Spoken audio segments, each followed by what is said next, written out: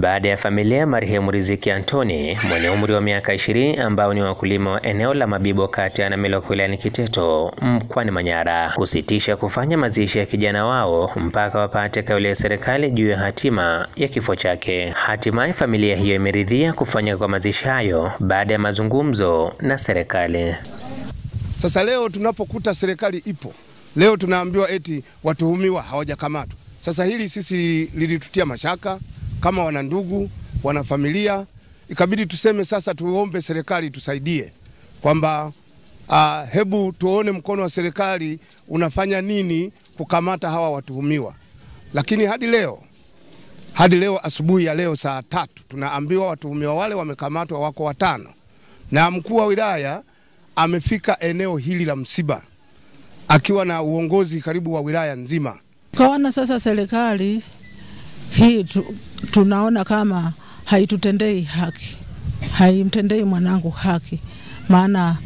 Maana kuwaachia wale kwa uzamana na watu wameua, tukaona bora tuzuie kwanza ili serikali ije ituambie haki ya huyu mtoto paka amekuwa marehemu iko wapi. Awali madai ya familia hiyo yalikuwa ni kuchukizwa na kitendo cha baadhi ya wafugaji kujichukulia sheria mkononi, jambo ambalo limeendelea kuwaletea madhara.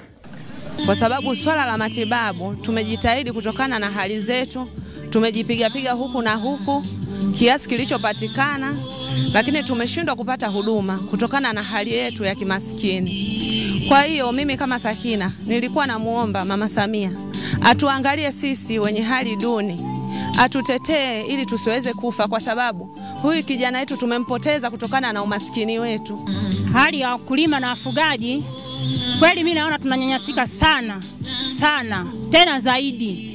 Wakulima na wafugaji tuna changamoto kubwa sana. Akizungumza na ombolezaji hao, mkuu wa wilaya ya Kiteto Remidius Mwema na hapa anasema, "Tunaheshimu kwa kazi yako, unaniheshimu kwa kazi yangu, tunaheshimiana." Nasema uongo kweli? Sasa iko hivi.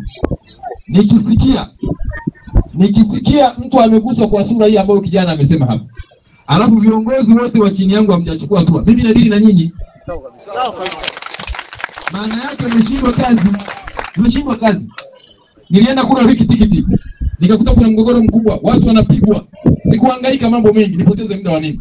Chukua mwenyekiti wa kitongoji na kijiji pia ndani. Nikiripotia Dodoma TV kutoka hapa wilayani Kiteto mkoani Manyara. Mimi ni Kitana Hamisi, Kimvuli cha Jamii.